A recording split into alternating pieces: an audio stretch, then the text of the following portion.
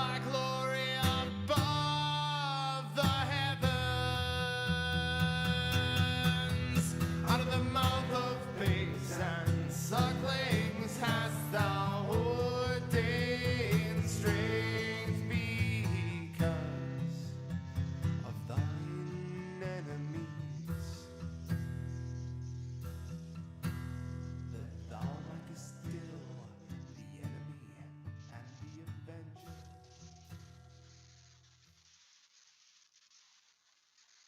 Good morning. Welcome to Line by Line Bible Studies.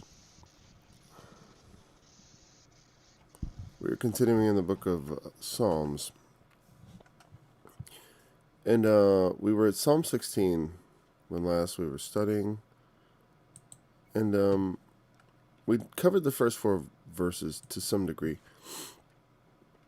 We'll just briefly look at them to pick up in verse 4. Preserve me, O God, for in thee do I put my trust. O my soul, thou hast said unto the Lord, thou art my Lord. My goodness extendeth not to thee, but to the saints that are in the earth, and to the excellent, in whom is all my delight. Their sorrows shall be multiplied that hasten after another God. The drink offerings of blood will I not offer, nor take up their names into my lips. The Lord is the portion of mine inheritance and of my cup. Thou maintainest my lot. The lines are fallen unto me in pleasant places. Yea, I have a goodly heritage. I will bless the Lord who hath given me counsel. My reins also instruct me in the night seasons. I have set the Lord always before me, because he is at my right hand.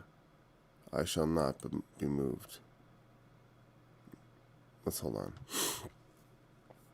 All right. Preserve me, for I put my trust in. When you trust God, we want the Lord to respond. Preservation, salvation, with every bit of help he can give. But ultimately, obviously, in our fantasies, we know that God could do so much more than we are able even to imagine. And of course, that's not just our fantasy, but that's reality. But sometimes it would be nice, we think, like, God, you could just solve all my problems, right? But that is not the purpose of living, is to have God solve all your problems, but rather for you to confront your problems and to get through them and ultimately be preserved in spite of all the things that come against you. And that extends, of course, beyond the grave to the resurrection of the dead. And that's where God truly preserves us, in that he raises us from the dead. Because if you look before you, all the saints that have ever lived have also died, with perhaps some notable exceptions. O my soul, thou hast said unto the Lord, thou art my Lord. Unto the, this is again, the word Lord here is all caps. In the King James, that's the way of letting you know. That is the Yahweh of the Old Testament. My Lord here is going to be my Lord, like my Adonai in the Hebrew, which is the word for like a Lord. I don't even remember what the idea of root behind Adonai is. But let's just confirm that analysis based on just simply looking at the text. And sorry, that's a mess. I'm being a messy engineer. I had to restart my computer right before the study because I tested the audio. I've tested every time so I don't get so it doesn't sound There have been a couple times where I started studying, the audio was just completely jacked, and every time I test it, and most of the time it's fine, and today it was not. Let's see. Unto the Lord. And you'll see it says, oh, you can't see it here. The Lord is Yehovah, which is not, that's a corrupt pronunciation according to the, because according to basically, I've explained this in times past. In the ancient Hebrew, there were only YHVH, there you go. The proper name of God. Phonetic spelling here, not correct because these little points you see here are actually borrowed from Adonai. They use the pointing from Adonai on Yehovah because they were afraid to actually precisely put the vowels into the text because it was somehow the Jews developed this paranoia about taking the Lord's name in vain, so they never took up the Lord's name, which, if you think about it, is a little bit crazy. You know what I mean? I honor you so much, I never even mention your name. Somehow, on some level, I think that's like just you overshot your mark. You know what I mean? Like you should, the name of the Lord should be on your lips. You should speak it and in truth, and not in vain, but in earnest. You know what I mean? If we're so afraid to take up the Lord's name, then, you know what I mean? Like on a certain level, it's like, I don't know. I think it's oddly, I just don't, I just don't get it. So Adonai is an emphatic form of Adon, the Lord, uses the proper name of God only. Okay. It's used as a proper name, but it is also a title. The Lord. See Hebrew Adon, emphatic form. I'm just curious. And what is the root meaning behind Lord here? It's used of husbands of once. Yeah, well, that's just like formality. My Lord. A Lord, master, owner, from an unused root meaning to rule. Okay, sovereign, controller, Lord, master. That's what you would think. And this is a YHVH, or as they say, Yahweh. I don't know why sometimes it goes V and then sometimes it's W. I don't know. Seems like most actual scholars say Yahweh. But I call him the Lord by the name of Jesus.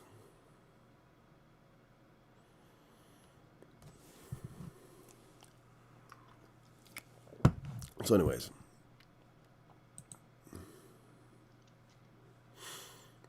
Let's go back.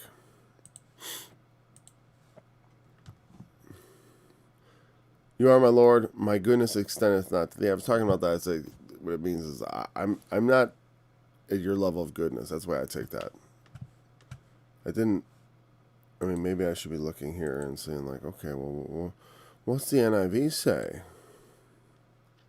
What does the Devil's Translation say concerning these things? Let's see. Apart from you, I have no good thing. Interesting take.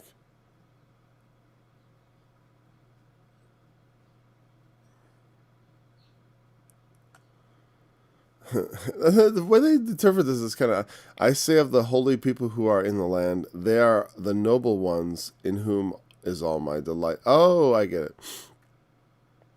I say to the Lord, you are my Lord. Apart from you, I have no good thing. I say of the holy people who are in the land, they are the noble ones whom is all my delight. That's interesting. Let's see. What did it say in the... I'm not totally That's not... I'm just thinking of the phrasing. My goodness extendeth not to thee. You know, again, they're saying... I'm sorry, I didn't bring the text back.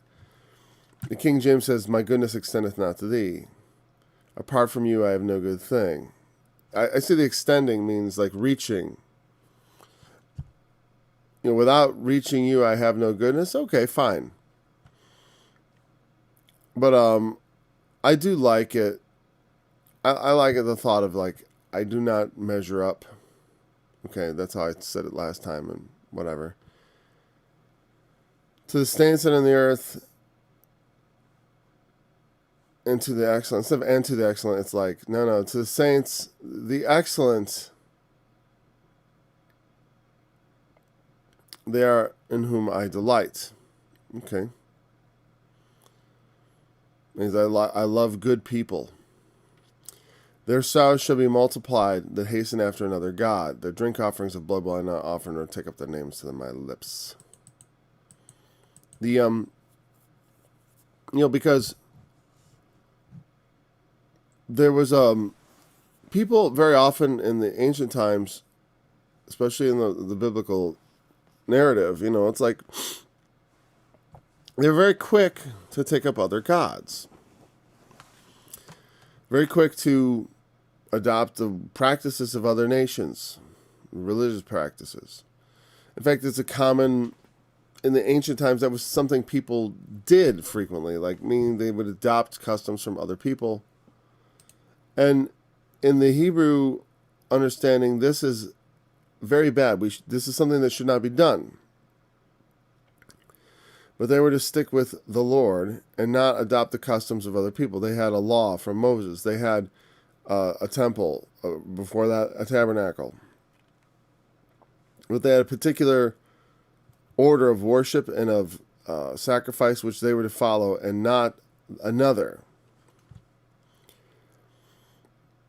In our world, we have Jesus, and every Christian sort of vaguely holds on to him. But, there are other things in which we put our trust often.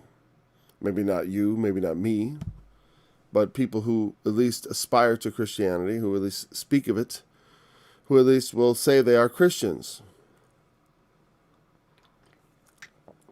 The thing is, though, it's hard to identify sometimes, because it's not like the old times where, that they have gods with names. I'm sorry. Excuse me. Oh, now my eye is all sore. Shouldn't have rubbed it. Okay. The issue of idolatry and gods. You have to understand that it doesn't have to be a little man with a statue and say, hey, this is the god George, and George is my god, and he is shaped like a little thing of paint. No, they don't always take the shape that the old gods took, but I've talked about this as a functional god. You have a god that functions as a god in your life. Very often people do. As I'll say, I've talked about this in terms of like atheists who don't believe in gods, of any sort. They disbelieve in them wholeheartedly. But they will sometimes say, well, but they can be a completely moral person without a god. And what I would say to that is, without my God, without Jesus, without the living God. But every person who believes in some standard of right and wrong has some sort of functional God that is governing their behavior. Because you cannot derive morality from pure reason. You simply can't. You can't come up with a reason. You can't come up with right and wrong, ought and ought not, in a moral sense, from just rational, logical reason. Because logically, I can find all kinds of reasons. Like, I can logically come up with all kinds of reasons to do murder or other such things. I can't look at that. I had a email up and it was like someone said forward thoughts, and I was like, no thanks, not right now. I can't stand it. But they have to have some sort. What happens is that someone says like, well, what they do is they yield to a higher ideal, a higher power, whatever. I have this ideal of like what right and wrong is, what it represents. And that functions as their God. And they can deny it, whatever. It's functionally works the way God does in the human mind otherwise. Or the way a God, any kind of God would in, like in any human experience. It's functionally a God. It just doesn't have any shape. It's not an idol. I mean, it could be an idol in a metaphysical sense, meaning it's not a real. It's not based on, like, our God is a living being, a person, whereas the gods of the nations were idols and made of stone, made of brass, made of gold. They were material things, right? But they represented ideals that were not material. And that still persists. People still have their own idols, personal idols. And in some ways, you think about it, when we have a corrupt, like some people will have a partial morality, like based on this, maybe some of the same things you find in the scriptures, just like a lot of the nations had some of the same laws. People always say like, well, the Mosaic law is similar to the Code of Hammurabi. It's like, well, sure. It's like, because the right and wrong, the experience of human beings, the right and wrong that is written into our conscience is based on our being created in the image of God, and therefore we all have a similar sense of right and wrong based on that conscience, not conscious. And so so if we have a similar thing, it's not a wonder or anything. There's no surprise there. All right, I don't want to go on and on about false gods. It's just that there are other ways to have gods beyond the idols. I'm just saying, it's like we should not just look at it from, there's old people in the old times, they believed in idolatry, but now there's no idolatry. It's just Christianity or non-belief, or Christianity, Islam, and a few other things. There is also the sort of the personal God, the God that you make up, the God that is convenient for you, the God that, he excuses what I do and condemns everyone else.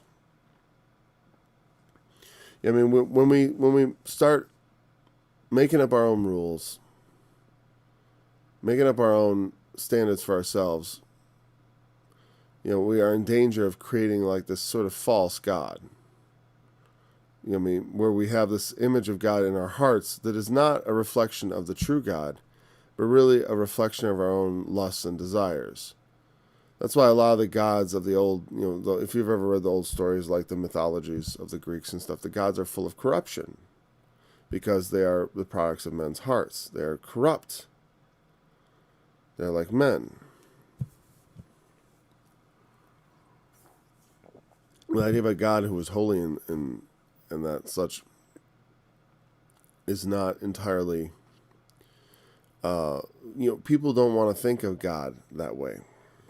Quite honestly, people want to think of God as being like them. We are made in his image, so there is there is some connection as far as us and him, of course, meaning that we are in some way fashioned after him, so we could look at ourselves and see somewhat the shadow of God himself.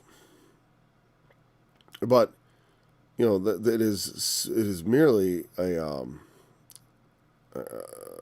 there's a portion in there, but it is not, our full nature is not a divine nature, but rather a carnal one. And so that's one of the things it says. They make God like after beasts, like after carnal men. That's who their gods are. And we are also in danger of making our God like that when we, human beings do it. They think of God in terms that are corrupt, especially concerning themselves and concerning those around them. Like their vision of God is a corrupted one, because a lot of times people don't realize it's not just morally corrupt. It's just like corrupt in judgment, corrupt in the way they look at the world. As far as if they're looking at the world through a lens that they think is a godly lens, it can be corrupted by their own internal corruption. I guess I'm trying to avoid getting too specific, because it's like, I guess one of the ways I think is like when we have false doctrine, we start ascribing that to God. It's like we're starting, I used to like talk about the rapture, and I tried to almost push it into idolatrous territory. Right? And I don't want to make simple errors in doctrine into idolatry. But if you think about it, if you compound enough errors in doctrine, you have enough of them, at least to some point, it becomes almost like you have another God that is like Jesus in name only. Gino. Jesus in name only.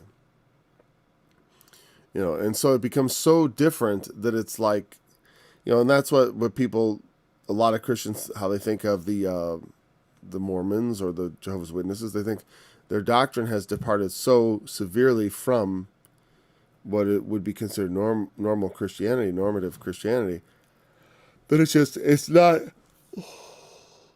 sorry, it's just not Christian anymore.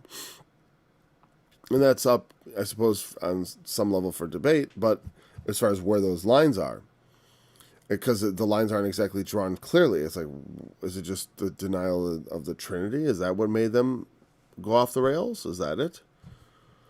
Or what is it? I mean, I know there's a lot more. I mean, especially if you talk, it's easier with Mormonism because they have a whole nother book. They have a whole another prophet, and other numerous differences. Okay, so their drink offerings of blood will I not offer. Drink offerings of blood. One of the things in the New Testament that said about Christians were not to do Gentile converts did not have to become Jews. They didn't have to be circumcised. They didn't have to follow the law of Moses, but they were to abstain from fornication and the drinking of blood. Like I said, I'm not talking about, so it didn't mean they had to start eating kosher. Like, it didn't mean, like that if there's a little blood in your meat when you cook it, it's somehow you're tainted as a Christian. Because if you take it the way the Jews took the idea of blood, that's where you'll end up. But drinking blood, does anybody drink blood normally? I remember someone saying, I know that there's some blood involved in certain soups and stuff, right? I think French onion soup has some component of blood. I don't know. You make a lot of soup, you boil the carcass, and you're getting the marrow and the blood and all that, and that's different. It's different. Cooked meat that had a little blood in it, whatever, is not the same as drinking up blood from a goblet. And like, here we have the drink offering of blood. Drinking blood. That is textbook boilerplate paganism. Let's drink blood now. It's a very obvious in a religious context. So that's why, drinking blood.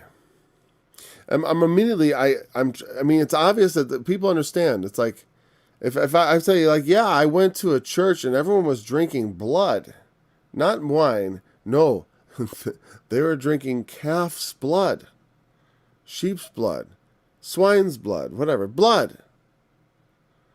It's like, that's automatically, you like, what was going on? They were drinking blood. So, we recognize this as a highly you know, what in the like in a movie, like like they'll have some sacrificial rite of demons and drinking blood. I mean, drinking blood is like pretty much synonymous with satanic type rituals, right? But it's also with Jesus' sacrifice, right? He says, "Drink my blood. Drink my blood. This is my body. This is my blood. Drink it. Drink you. Eat it up. Drink you all of it." It was one of the early slanders against Christians that there was some sort of cannibalistic thing because they drank the blood of Christ, and it was just wine, but people, because it was symbolic. There was no in the Old Testament drinking of blood, as far as of the sacrifices and such. It's something the pagans did. It's something that was not part of the Jewish experience, right, of their traditions. But through Jesus, we do it. It's interesting. We drink his blood. You know what I mean? We eat his body. We drink his blood. And I've talked many times about that. Obviously it's a very highly symbolic thing. I mean, one, it's not literally his blood or his body. It's just bread and wine. And we eat and drink the bread and wine and as if it was his body, an acknowledgement that we live of him. He is our life. He gives us life.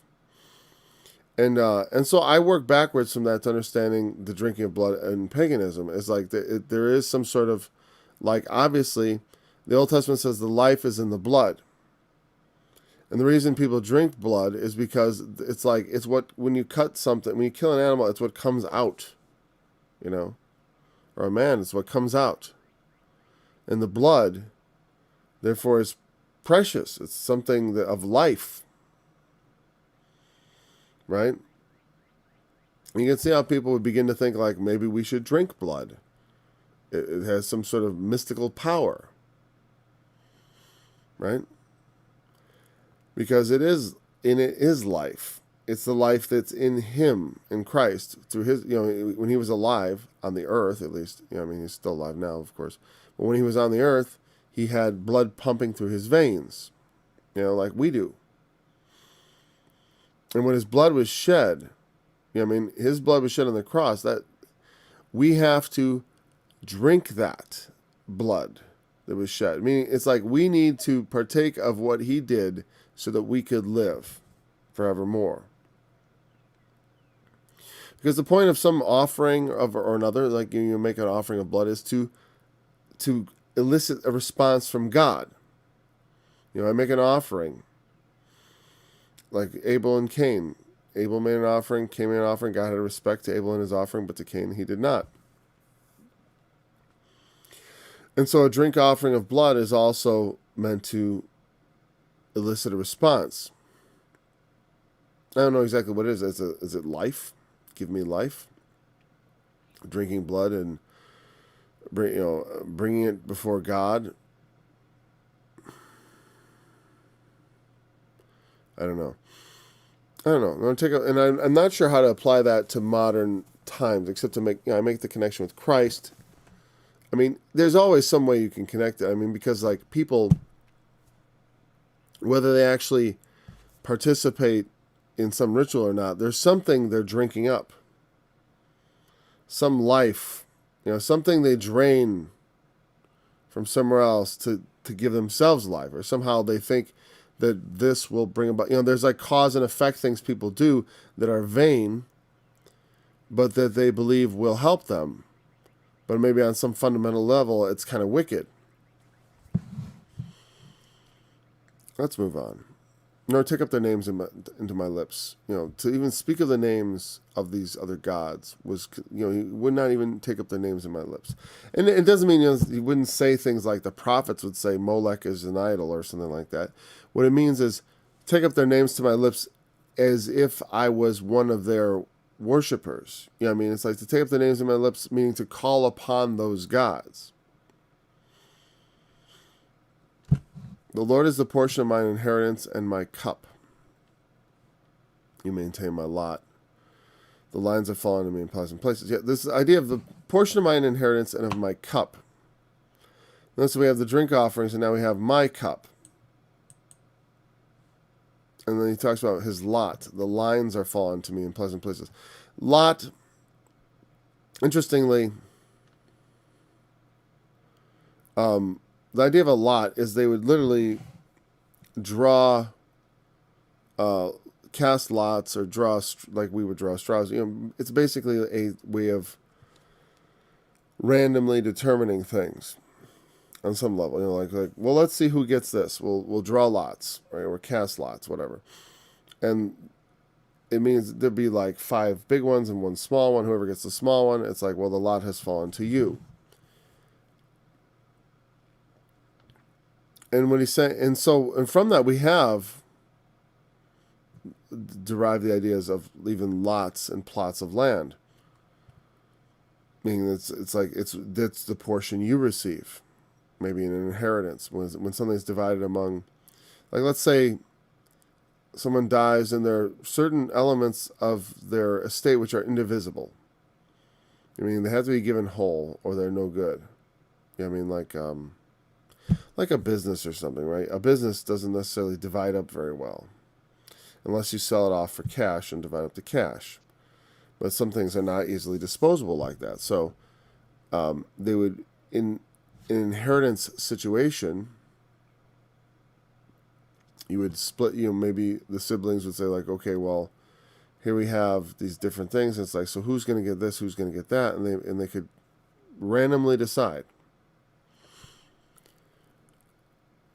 Sometimes, again, this is not always how it works, but that's the idea of it. Sometimes inheritance comes about by lots, and the lines are fallen to me in pleasant places. Again, they're fallen to me. That indicates to me kind of like that where the lines are drawn, is something that's falling.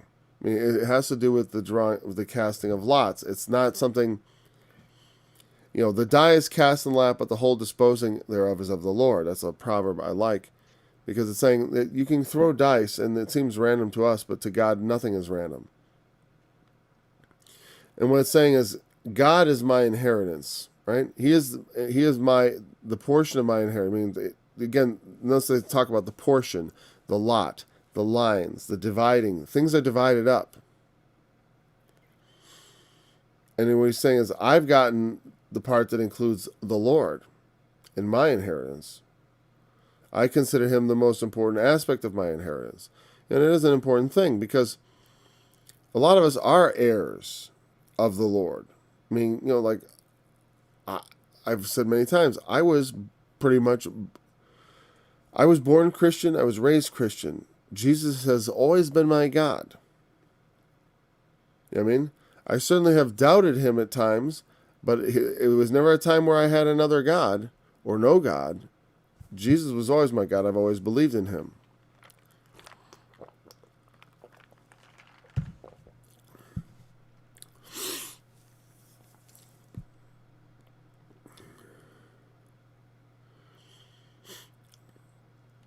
So I think there's a crossover here between the earthly heritage. I have a goodly heritage. Things have gone well for me. God is my portion, my cup. Now, he does not offer the blood offerings of the heathen, but the idea of a cup, this is my cup. I'm trying to think of where that example was of a particular cup.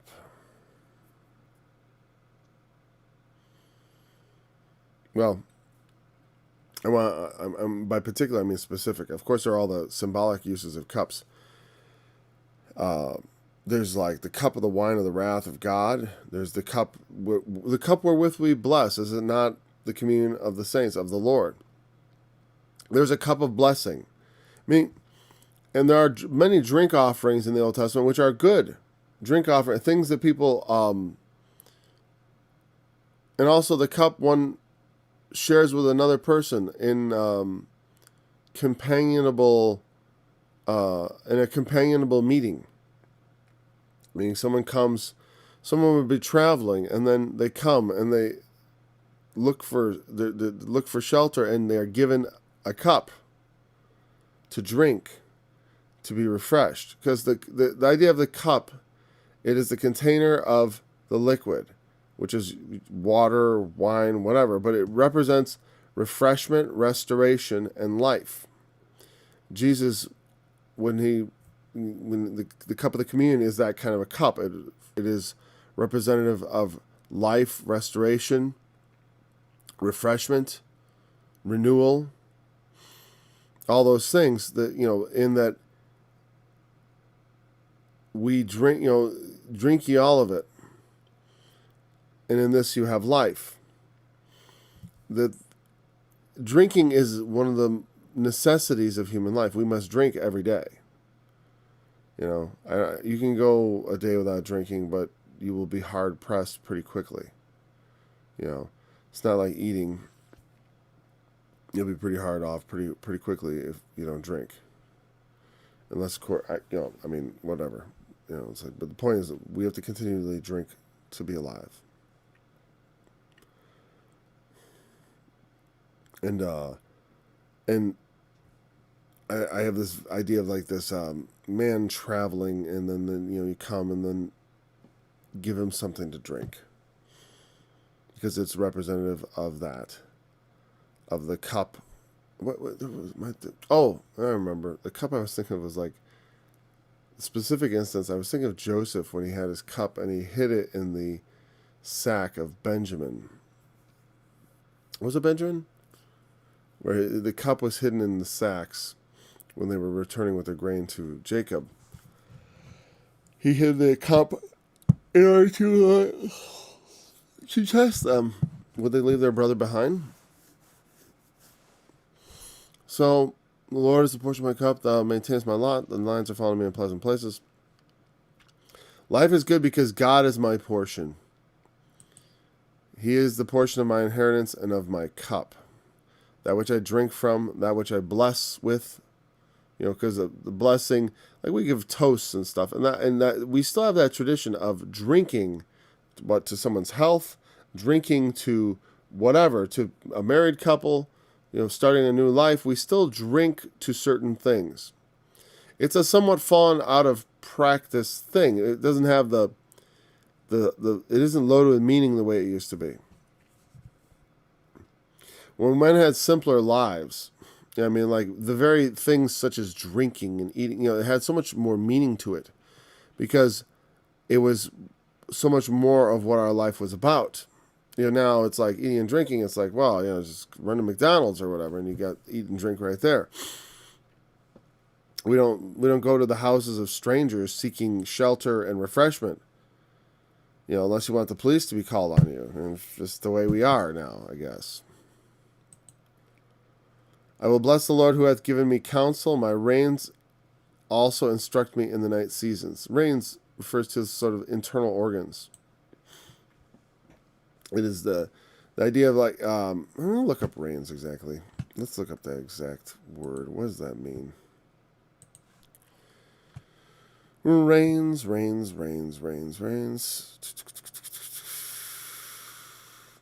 Oh, I'm here.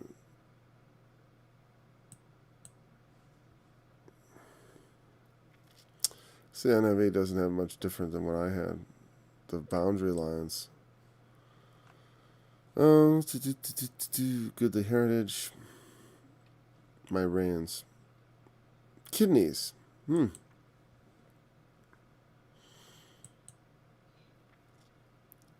So it said there. Kilia. Of uncertain derivation. Kidneys, reins, feminine of ki, only the plural, a kidney, is an essential organ. Figuratively, the mind as the interior self. It's translated both kidney and reins. Remember, in the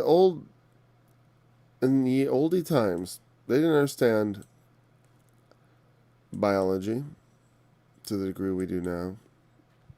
And for some people, this is evidence that the Bible's not inspired, because God should know that your kidneys don't do your thinking for you. But the Hebrew language didn't know. You know what I'm saying? The Hebrew language is what is expressing these things. And in the Hebrew language, the kidneys referred to a seat of a certain, like I said, we have we still in our language today, we have like, we talk about gut feelings, like I just feel it in my gut, but also sometimes you'll say, I feel it in my heart. And you know what's funny? You know that there's a difference between those two things, right? A gut feeling, a heart feeling, and this is real. It's not a biological reality, but it is a real division of the way human beings feel things. Meaning, we sometimes have a feeling that it's just a gut feeling. I'm not going to give it another word. You know what I mean? It's like, but it's like we have this. I don't want to try to break it down further. I don't, because it's going to take time and we don't need to. You know what I mean. You know what I mean. If I talk about, I feel it in my heart. I know your heart doesn't think or anything, but like, you understand what the idea, but even the difference is between I feel it in my heart or I feel it in my gut. Or you ought to know. There's like a sort of a difference. A heart feeling is like a heart thought is like a feeling based on emotion, usually. Because they talked about the mind, in my head and stuff like that. They know that the calculation and the thinking's going on up there, but they thought certain other aspects of human thought were seated in other parts of the body. And so it's in the language. And so a gut feeling is different than a heart feeling or a head thought. Gut being almost like, we consider gut like intuitive, right? Heart is something like based on wishes, desires. Like my heart has certain desires. My gut has just like this sense. That's the idea. Reins, kidneys though. What, the kidneys are kind of in your back. What does that mean? Well, the Lord tries the hearts and the reins. I always thought that they translated reins because it kind of meant like the controlling aspect. That there's something like there's a deep thought. My reins instruct me in the night seasons. Meaning that there's something like there are organs of sensation. Like in the context here, right? The idea that they instruct you in the night. It's almost like my subconscious. And like if it's something that instructs me in the night seasons, it is my subconscious. And then maybe that's a good translation for reins, for kidneys. The kidneys is the subconscious. Because like I'm not aware, like it doesn't leap into my mind, but I'm not culturally from the Hebrew language. Sorry, that was very loud there. It almost blew my ear out. But so it's to me it almost seems like it must be referring to some sort of subconscious thought. Though even when we're talking about heart and gut, we are talking about things that are almost like not part of the conscious thought. But this especially so. Because it's like I've had moments where I was in a situation and I felt it in my gut. You have a psychosomatic, is that right? Response. Psychosomatic meaning mind affecting the body. Soma, body. Psycho, mind. So you've even felt maybe in your heart. You ever felt pain in your heart? I mean, literally your heart. You feel like, ugh, in my heart. So thoughts can affect the heart and minds and stuff. It's like I've never experienced the thoughts that affect my kidneys. You know what I mean? But I guess they knew there was organs back there, and they thought, well, it's like the ones you don't even really know about. They are like deep controls. And that's the way subconsciousness often works. Is like there's a lot of things under the surface you're not even thinking about in your mind.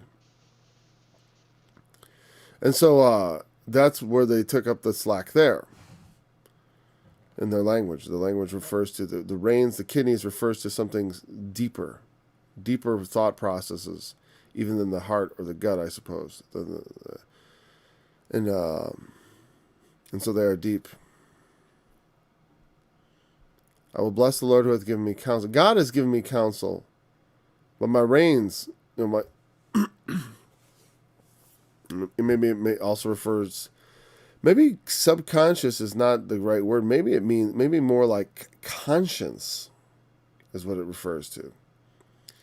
I, Lord, try the heart and the reins. I mean the kidneys. I haven't looked up all the uses. I could have right there. Let's see. I'm gonna go back real quick because it's kind of an interesting subject to me, and I didn't mean to do that, but I did it, and now it's done. All right.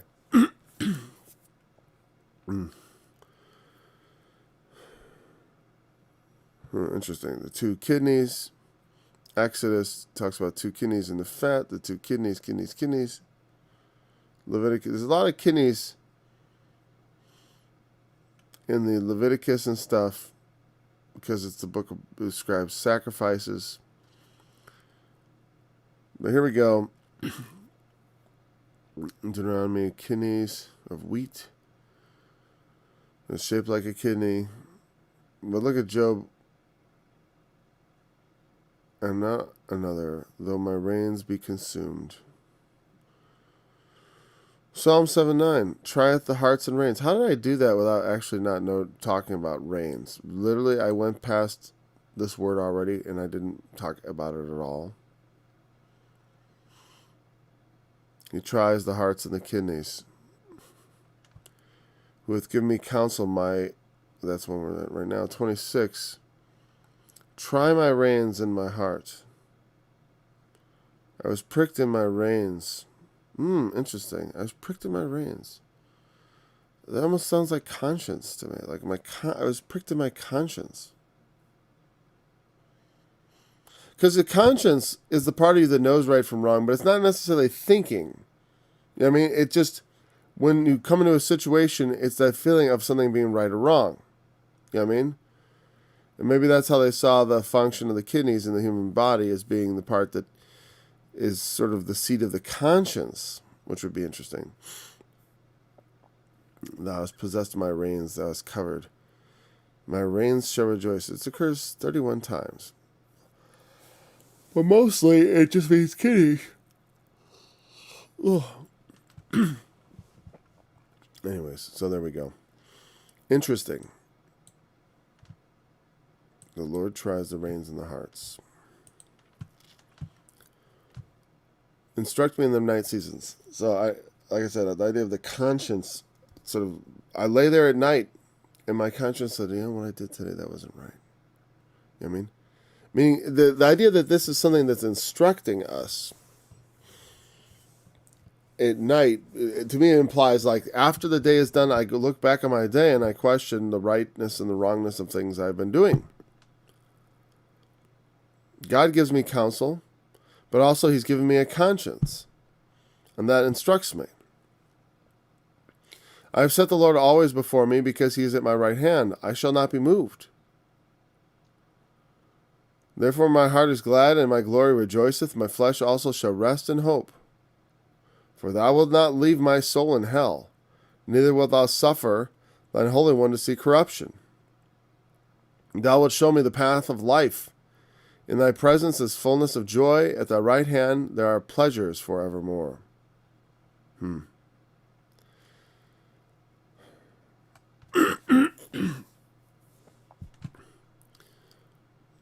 I don't put idols before me. I've set the Lord always before me. Because he is at my right hand, I shall not be moved. God is with me. God is at my right hand. Again, what it means is like the place at the right hand of the king was the place of honor. That's why Jesus is set down at the right hand of God. But he's saying God is at my right hand, like he is an honored guest in my life. I welcome God into my life, and I put him at my right hand. Meaning because he is at the place of honor in my life. I've God always before me.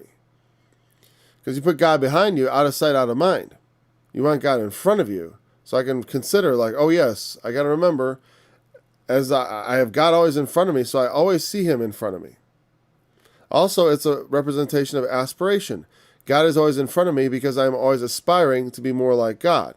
I'm always aspiring to be more like Christ. He is before me, not behind. He is not my past, he is my future. And he is present with me at my right hand and before me. So, I mean, those are very obvious positional things that help us understand, what it means. God is always before me, always on my mind, always in my thoughts. We want to keep God always in front of us. We don't want to, allow ourselves to begin thinking, or let's say to stop thinking of the Lord, to stop thinking God is with us, God is around us. It's not easy to do. That's how sin gets done, is that we forget about God. We think, because if God was genuinely right in front of us, looking at us and saying, hey, we wouldn't do many of the things we do. Certainly if we could see the expression on his face at all times, it's like, okay, this is maybe not the right thing to do. I can tell by the way he's starting to look at me like, hey. But if we can put him there, metaphorically, in our hearts, put God in the proper place. See, God doesn't want to insert himself into our lives, but rather wants us to take him into our lives, willingly. I mean, it's still Paul was struck down the road to Damascus. There's no denying that, right? But what I'm saying is, even so, he struck Paul down, and Paul's response, of course, is going to be to follow the Lord. But still, he still had to not, the more, because it's like this, it's like God has worked miracles in my life, right? Maybe small miracles, right? The biggest miracle that ever happened to me was when I received the Holy Spirit, which is not strictly speaking a miracle. It's just, it was very remarkable to me. But in doing that, he made himself more solid in my reality. He made himself more solid in my life. I mean, I was like, wow, I actually encountered God and I felt his power come over me. So it changed my perspective. And so God is more before me than he was before. He's more manifest in my life because I have that sense of the greater reality of his existence by having encountered him in a special way. And of course, Paul, having encountered the Lord on the road to Damascus, it's going to be even more so, because that was a much more personal encounter. Paul, or Saul, why do you persecute me? And he spoke to him, he blinded him, he had restored his sight. All these things happened, and then he had abundance of revelations and all that stuff. And so it makes it more solid, but still, he has to continue in that. And every day isn't the road to Damascus. It's not going to be. And we need to willingly set God before us. Because he's not going to always shove himself in every moment of our life. He's not. He didn't shove himself in every moment of Paul's life. That's not how Paul lived. It's like that's part of what we're in the world for, is to not have, because if we all had God leaning over our shoulder constantly and poking and tapping us on the head every time we did something wrong, we would do right for all the wrong reasons. You know what I mean? Because the issue is at the heart of us. It's to change our heart, and it's not, and it's so much easier to fake it than it is to actually do it. From out of a pure heart to do right, than to just out of a I don't want to get in trouble heart. But having God before us, if we have him before us constantly, we can't be moved. We will not be moved. So the trick is not to keep ourselves from being moved, but to set God before us. My heart is glad, my glory rejoiceth. My flesh also shall rest in hope. My heart is glad, my glory rejoiceth. That's an odd thing.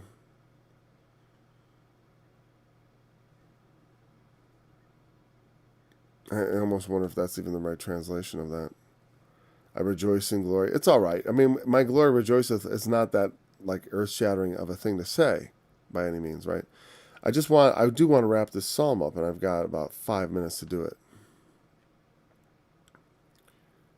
My flesh also shall rest in hope. He's speaking of death. For thou wilt not leave my soul in hell. Of course, this is quoted in Acts chapter 2. Right? Or is it 3? Chapter 2 and 3? Whatever. It's in the 2 and 3 territory, right? When Peter spoke of the Lord, he said, hey, I'll speak with you frankly. David is both dead and buried. His sepulchre is with us to this day. We know where David's buried.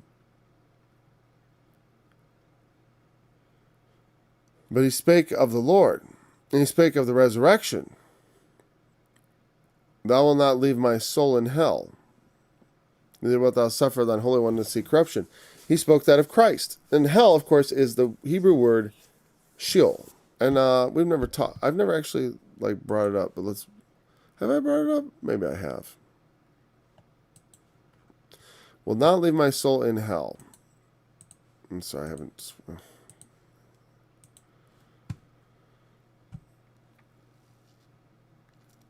Thou wilt not leave my soul in hell, and here is the word. Sheol.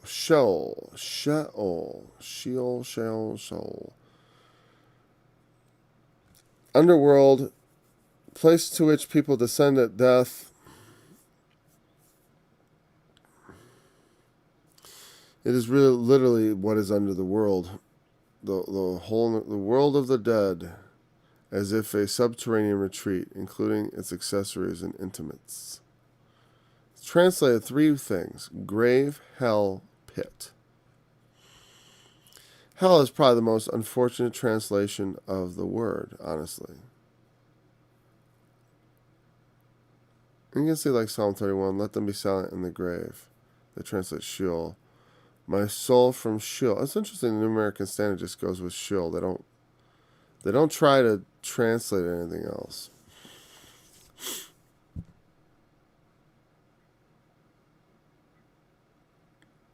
Up my soul from, you've kept me alive.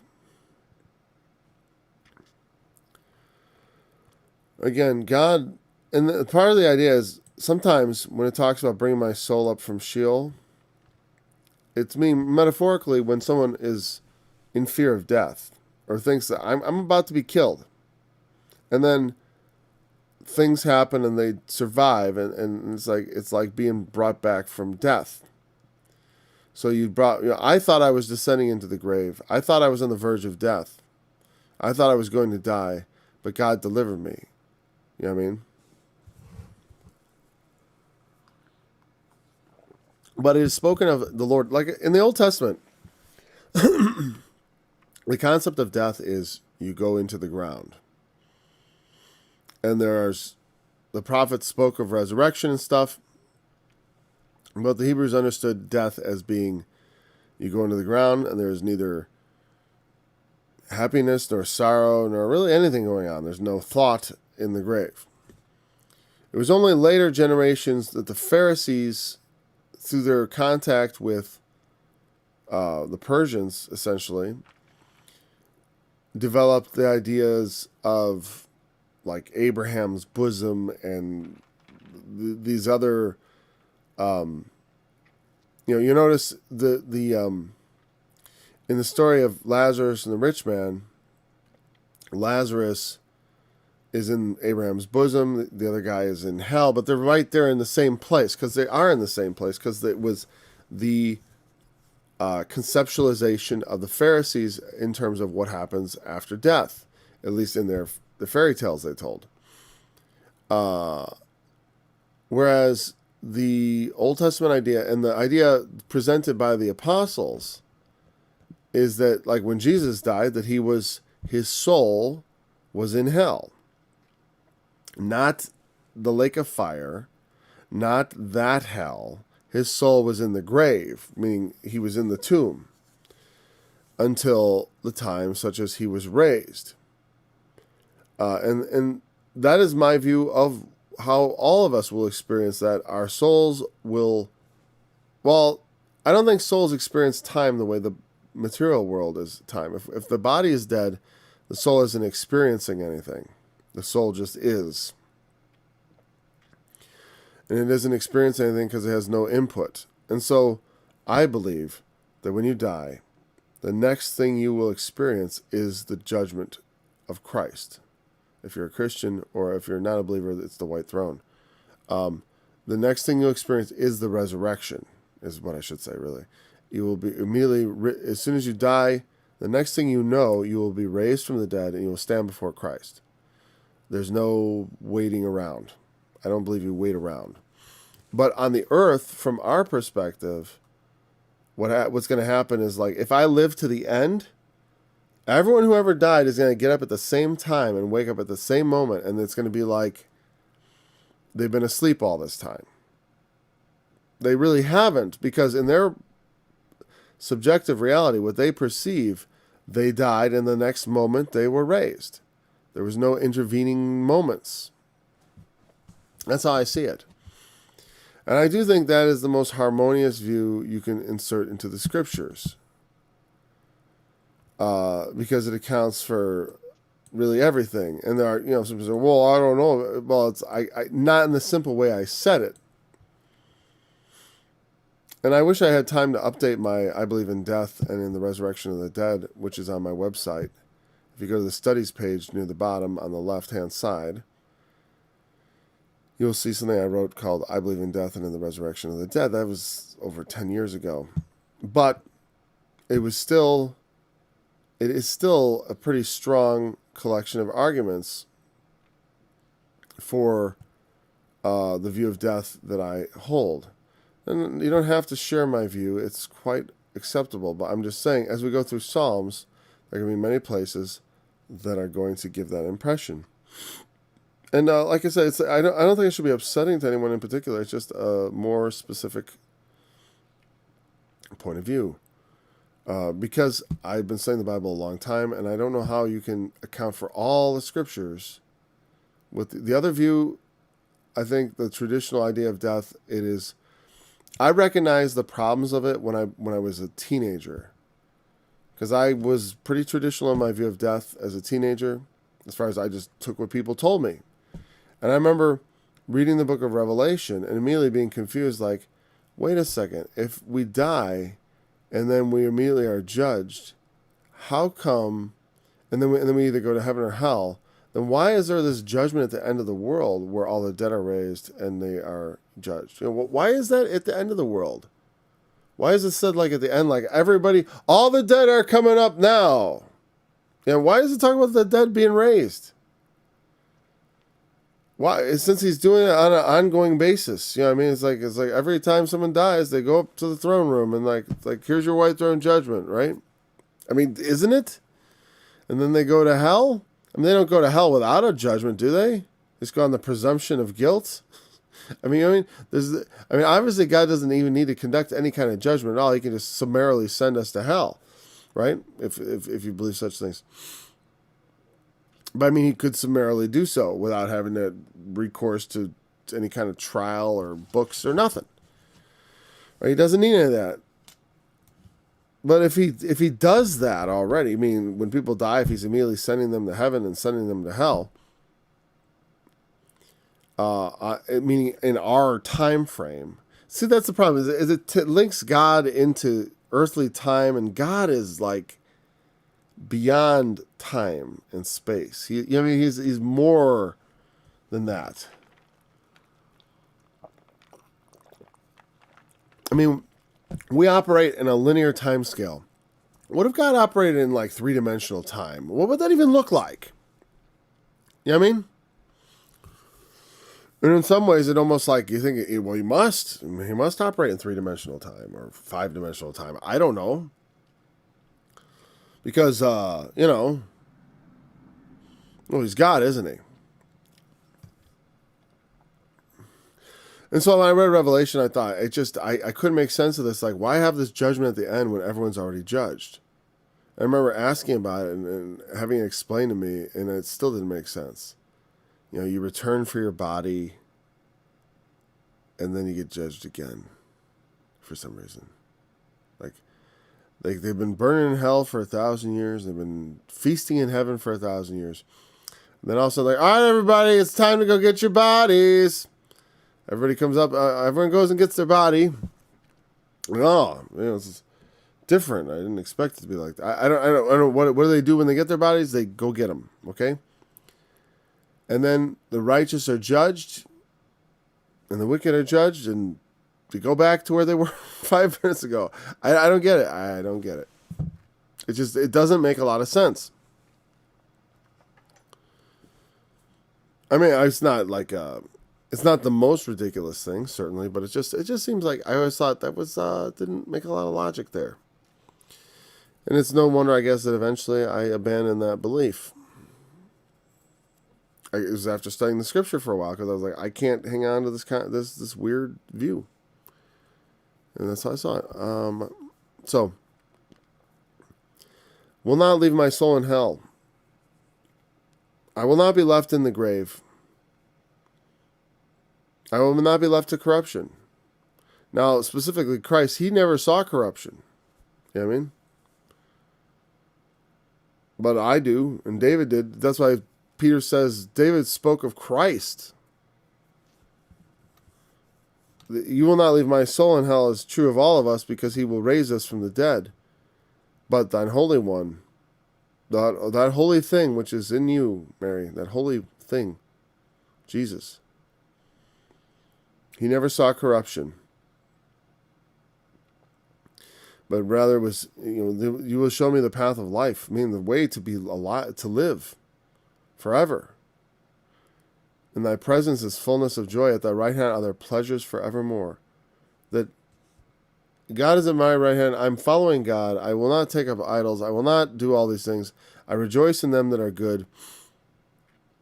Right? My flesh will rest in hope. Meaning, I believe you will raise me from the... I will die and rest and wait for the resurrection. And you will show me that path to life. Now... And when I die, in thy presence is fullness of joy. At thy right hand, pleasures forevermore. That, there is that, like, Christ is set down on the right hand of God, right? Well, he also says, to him that overcometh, will I grant to sit with me in my throne, even as I also overcame. We also, metaphorically, sit at the right hand of God. You know what I mean? In that we are with Christ in his position there. It's not like, it's not like us visiting Santa Claus at the mall, like everyone climb up in Santa's lap. It is just a positional thing that has to do with God giving us honor. God honors us. And if you're in the place of honor with God, there's a world of pleasure forever. Pleasures. Righteous pleasures, godly pleasures, holy things, amazing things, all the things that God could show us. Could you even imagine? I don't think I can. I can't imagine 3-dimensional time, and I can't imagine 4-dimensional space. I could kind of talk about it, actually, but I don't, you know what I'm saying? Like, I can't conceptualize it in my head.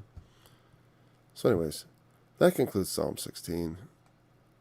We'll continue with Psalm 17 tomorrow. Thanks for joining me in the study. I look forward to being back again, teaching tomorrow, studying tomorrow, whatever.